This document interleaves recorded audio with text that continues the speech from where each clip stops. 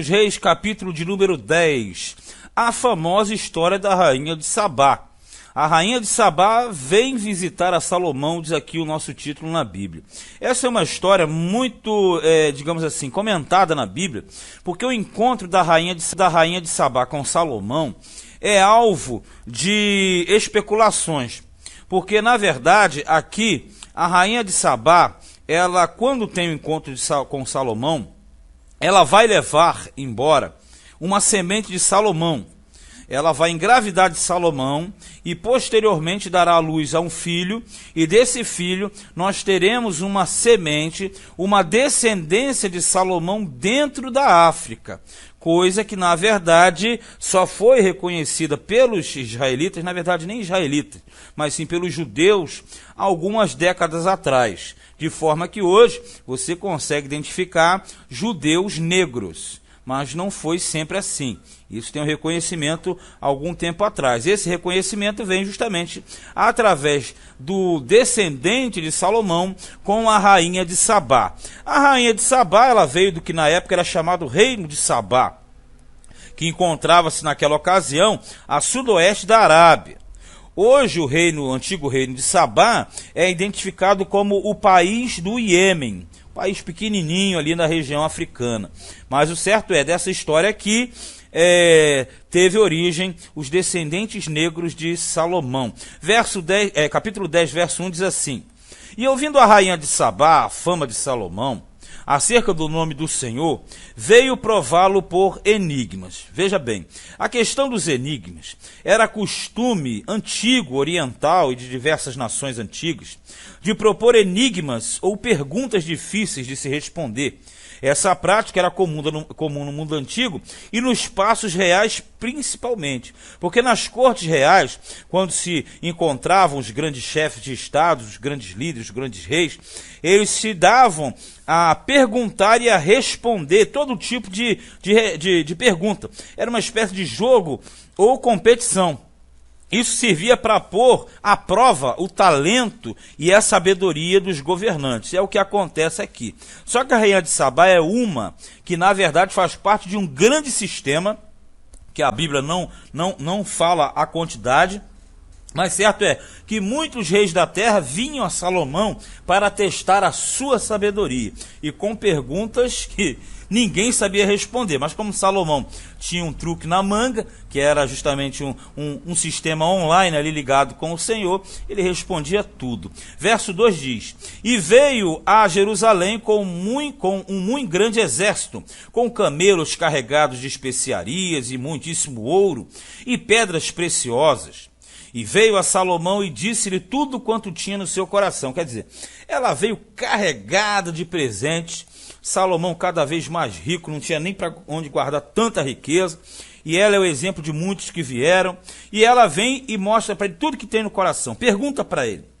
E Salomão lhe declarou todas as suas palavras. Nenhuma coisa se escondeu ao rei que não lhe declarasse. Quer dizer, tudo o que ela perguntou, tudo Salomão respondeu. Vendo, pois, a rainha de Sabá toda a sabedoria de Salomão, e a casa que edificara, e a comida da sua mesa, e o assentar de seus servos, e o estar de seus criados, e as vestes deles, tudo isso, né? E os seus copeiros, e a sua subida, pela qual subia a casa do Senhor, não houve mais espírito nela. Quer dizer, ela ficou pasmada em ver tanta tecnologia, tanto aparato, tanta organização, porque era tudo feito, ritmado, tinha a hora certa, os movimentos eram corretos, eram parecidos, era como se fosse uma ordem unida de militar. Para quem não sabe, ordem unida são as atitudes tomadas pelos militares. Todos fazem da mesma forma e ao mesmo tempo, fazendo e obedecendo uma sincronia. Então, aqui, todo o sistema de Salomão era preparado. Todo ele era bem visto. Quem parava para prestar atenção naquilo ficava de boca aberta. Foi o que aconteceu com a rainha de Sabá. Nela não houve mais espírito, quer dizer, ela ficou pasmada. E disse ao rei: Foi verdade a palavra que ouvi na minha terra, das tuas coisas e da tua sabedoria. E eu não cria naquelas palavras até que vim e os meus olhos o viram. Eis que me não disseram metade, sobrepujaste em sabedoria e bens a fama que eu vi. Tipo o seguinte, olha, o que eu ouvia falar de você, Salomão, não chega nem a metade do que na verdade eu vejo aqui. Tanto na sabedoria, quanto nos bens, nas riquezas, e por aí vai. Aí ela fala assim, bem-aventurados os teus homens, bem-aventurados estes teus servos que estão sempre diante de ti, que ouvem a tua sabedoria. Bendito seja o Senhor, teu Deus, que teve agrado de ti, para te pôr no trono de Israel. Porque o Senhor ama Israel para sempre. Por isso te estabeleceu rei, para fazer juízo e justiça. Quer dizer, olha, os teus servos, o teu povo é abençoado, é bem-aventurado, é feliz, porque eles estão em contato direto com você. Eles extraem de você o melhor que existe no mundo, cara. Então quer dizer, você é um abençoado e muito é feliz o povo que está próximo a ti. Bendito seja o Senhor, ele fala aqui, né? Ela fala, né? Quer dizer, esse bendito seja o Senhor teu Deus é aquele ponto que vai ser ligado lá na frente, sabia disso? Porque quando Jesus, ele se refere à rainha de Sabá, e na ocasião ele fala a rainha do sul. Por que ele fala da rainha do sul? É a rainha de Sabá que veio, que aqui na geografia era a região sul. Então ele fala dela. Ele fala que ela era digna de honra, porque ela veio de longe para ver a sabedoria de Salomão. E quando ela veio ver a sabedoria de Salomão, ou provar e conhecer, na verdade, ela estava vindo buscar a Deus e tipologicamente a Jesus. Então a rainha de Sabá foi alvo de um comentário de Jesus. E para ser alvo do comentário de Jesus, é porque pouca coisa não era. Então aqui no 10 diz, ó, e deu ao rei 120 talentos de ouro e muitíssimas especiarias e pedras preciosas. Nunca veio especiaria em tanta abundância como a que a rainha de Sabá deu ao rei de Salomão. Quer dizer, ela trouxe muita coisa. E entregou muito presente para Salomão. Também as naus de Irão, que de Ofir levavam ouro, traziam de Ofir muitíssima madeira de almugue e pedras preciosas. Quer dizer, ainda tem o comércio que vinha. As naus de Irão, as naus aqui, eram navios grandes e que dava para carregar muita coisa. Executavam longas viagens, traziam muita mercadoria. Isso aqui mostra que no milênio, e está na Bíblia, na frente nós verificamos, que a concorrência será grande. Todo mundo trará para Jerusalém as riquezas da terra. E aqui fala mais uma vez de Ofir, ó, onde tinha aquele ouro amarelinho. E dessa maneira, madeira de almugue, fez o rei balaústres para a casa do Senhor e para a casa do rei, como também harpas e alaúdes para os cantores. Nunca veio tal madeira de sândalo, nem se viu até o dia de hoje. Quer dizer, ele com essa madeira, ele fez balaústres. Balaústres, na verdade, são molduras, são enfeites, são móveis. Todo um aparato que existia, além de instrumentos musicais, harpas, alaúdes, porque os cantores assim o faziam. Quando fala madeira de sândalo também, ela é cara, ela era uma especiaria cara na época. E o rei Salomão deu à rainha de Sabá tudo quanto lhe pediu o seu desejo, além do que lhe deu, segundo a generosidade do rei Salomão. Então voltou e partiu para a sua terra, ela e os seus servos. É o que eu falei, da generosidade de Salomão e tudo que ele deu para ela, alguma coisa ele deu também que foi com ela, que é justamente uma semente, e essa semente filha de Salomão, filho de Salomão, com a rainha de Sabá, vai dar origem a uma raiz salomônica dentro daquela região, o que vai justificar na frente justamente a origem dos judeus negros. Mas essa questão, como eu falei, não está na Bíblia, isso aqui é por fora, mas é 100% comprovável, 100%, não há mínima dúvida quanto a esse fato narrado. Já a partir do versículo de número 14, aí vem as riquezas de Salomão. E as riquezas de Salomão é uma lista, digamos assim, de outros feitos grandiosos na vida daquele homem, daquele monarca. Agora, voltando um pouquinho, fechando esse ponto aqui, quando nós falamos da rainha de Sabá, ela é uma, que na verdade era uma questão que exemplifica toda uma frequência. Era frequente Salomão receber visitas com o mesmo objetivo. Mas a rainha de Sabá foi escolhida aí pelo Todo-Poderoso para entrar em destaque. 14. E era o peso do ouro que se trazia a Salomão cada ano, 666 talentos de ouro.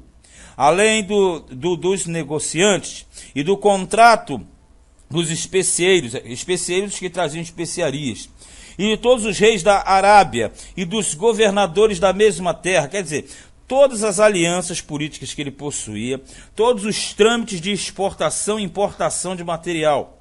Também o rei Salomão fez 200 paveses de ouro batido, 600 ciclos de ouro mandou pesar para cada pavês. Quando você fala do pavês, o pavês é um escudo pequeno, um escudo redondo, é um broquel, porque você tem dois tipos de escudo. Você tinha o escudo grande, que era aquele que cobria praticamente o corpo inteiro, só ficando praticamente de fora a parte do pé, aquela parte de baixo do joelho, e você tinha a chamada rodela, ou pavês, ou broquel, que é um escudo menor redondo. Ele fez 200 paveses de ouro. Tamanha era a quantidade de ouro que ele tinha. Ele tirou onda. 200 escudinhos de ouro, e aí ele vai colocar para enfeitar a guarda, porque não tinha guerra, aquilo é para enfeite. Aquilo era para cerimônias. Aqui diz no 17, ó. Fez também 300 escudos de ouro batido, 3 arrates de ouro mandou pesar para cada escudo, e o rei os pôs na casa do bosque do Líbano. Então vamos lá, ele fez 200 paveses de ouro, certo? De 600 ciclos de ouro, e depois ele faz 300 escudos de ouro batido, são 500 de uma forma geral aqui, e de ouro mesmo. Aí diz assim, e o rei pôs na casa do bosque do Líbano, como nós já falamos, a casa do bosque do Líbano, está lá no capítulo 7, que nós já passamos. A casa é estratégica, é uma guarnição militar, um posto militar, que está justamente na fronteira. Agora no 18, fez mais o rei um grande trono de marfim, e o cobriu de ouro puríssimo. Ele tira onda com ouro. E o marfim também não é barato não, porque o marfim era tirado da presa do elefante. Mas como tudo que vinha do melhor da África para ele, ele fez um grande trono, esse trono de marfim, e ele revestiu o trono de marfim com ouro. Tinha esse trono 6 degraus, e era a cabeça do trono por detrás dele redonda.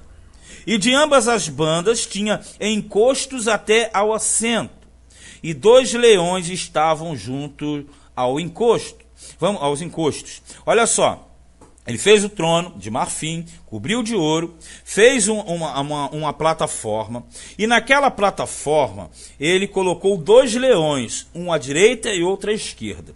Nós sabemos que o leão era símbolo da tribo de Judá.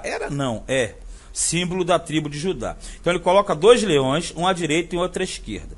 O trono no meio, tem o encosto para colocar as mãos, né? O suporte ali. Então era algo que na época era primeiro mundo.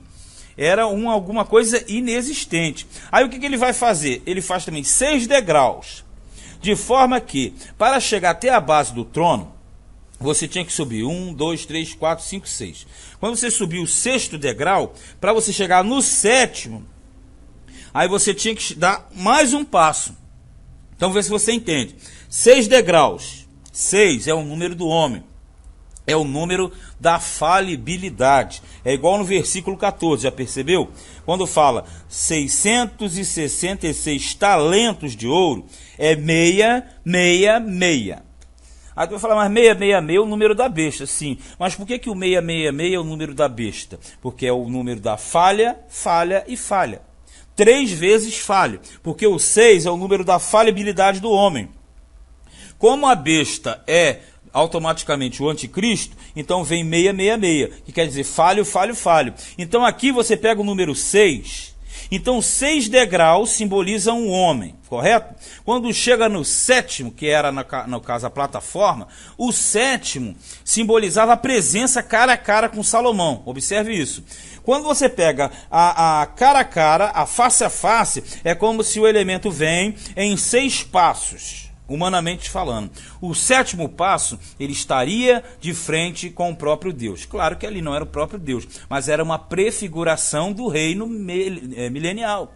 Então o sétimo estágio, que era a presença, tinham 2 leões, um à direita e um à esquerda, simbolizando a tribo de Israel, as tribos de Israel. Só que na verdade, aqui diz no 20, também ele fez 12 leões que estavam ali sobre os 6 degraus de ambas as bandas. Nunca se tinham feito obra semelhante em nenhum dos reinos. Claro, porque isso aqui é inspiração pura. Tudo que Salomão faz é inspiração. Então, na verdade, só faltou aqui o arco atrás do trono. Se ele colocasse um arco atrás do trono, ia ficar exatamente uma réplica do trono do Todo-Poderoso. Porque nós verificamos que atrás do trono de Deus tem o arco celeste, né? Aquele arco que parte está em cima e parte está aqui na terra, que é símbolo da aliança noéica. Mas o certo ele faz 12 leões.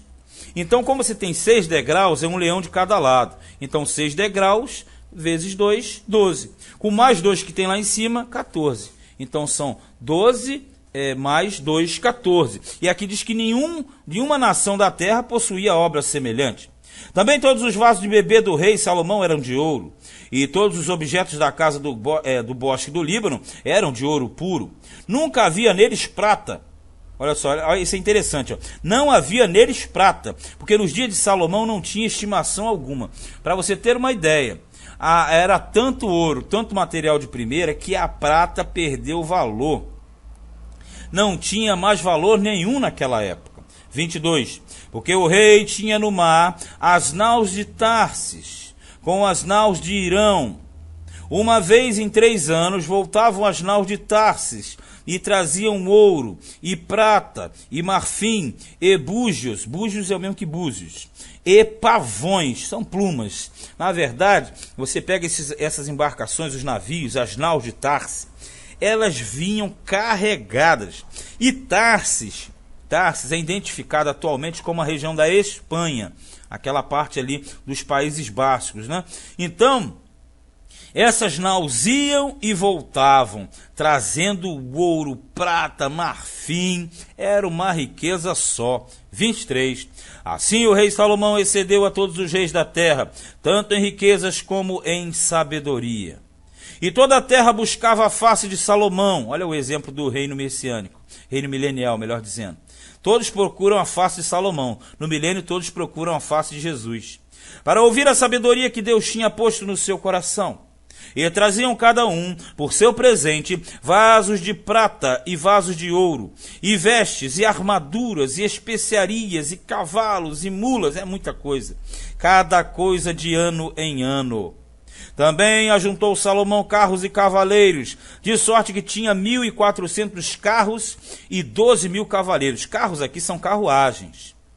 E os levou às cidades dos carros, e outros ficaram junto ao rei em Jerusalém. Quer dizer, ele distribuiu para as suas cidades estratégicas, os seus postos militares. 27. E fez o rei que em Jerusalém houvesse prata como pedras de cedros em abundância, como figueiras bravas que estão nas planícies. Olha só, tinha tanta prata que virou pedra, ficava no meio do caminho. E cedros também já estava ficando demais, como as figueiras bravas. Quando fala figueira brava, é o mesmo que figueira silvestre. Aquela que a madeira não é como um cedro, é uma madeira inferior. É uma madeira infinitamente inferior, é bem abaixo, né? É bem abaixo da regra. Aqui diz, ó, e tiravam cavalos do Egito para Salomão. O Egito também era onde existiam as melhores montarias, cavalos, as éguas. Não é à toa que no cântico dele, Salomão, ele fala que a sunamita ela era como as éguas de Faraó, que na época era uma forma de elogio, porque era a melhor montaria que existia. Aí ele fala aqui, ó, e as manadas os recebiam os mercadores do rei. Quer dizer, ó, cada manada por um certo preço, quer dizer, trazia os melhores cavalos. Quem não queria vender para Salomão também? Os comerciantes queriam, porque Salomão era o homem mais rico do mundo, era o elemento mais poderoso do planeta, dentro daquelas dimensões geográficas. E subia e saía o carro do Egito por 600 ciclos de prata, e o cavalo por 150. E assim, por meio deles, os tiravam para todos os reis dos heteus e para os reis da Síria. Por que isso? Porque o Salomão, ele redistribuía. Ele também era atravessador. Ele não é bobo nem nada. Você sabe que Salomão é judeu, ele não gosta de tomar prejuízo no bolsa, ele quer sempre ganhar, sempre estar na vantagem. Então, além de tudo, ele renegociava e fazia uma espécie de atravessador e fornecia esse material de primeira que vinha para ele, para outros países, outras nações, inclusive, principalmente as que estavam debaixo de seus domínios. Moral da história para fechar o capítulo 10. Ninguém no mundo jamais teve um reino igual ao de Salomão. Sabedoria, riqueza, honra, poder e tal, etc. Isso exemplifica o reino de Cristo no milênio. Mas tem aquele detalhe, por debaixo de tudo isso, tinha muita gente sofrendo, com duros impostos, cargas pesadíssimas. E o reino de Judá, a tribo de Judá, ela era isenta de impostos, o que fazia com que as tribos do norte tivessem uma grande rivalidade com a tribo de Judá, no caso. Então esse atrito vai dar problema mais à frente e vai causar a divisão, na verdade, do reino, que é o reino de Israel. Mas esse foi primeiro livro dos Reis, capítulo de número 10.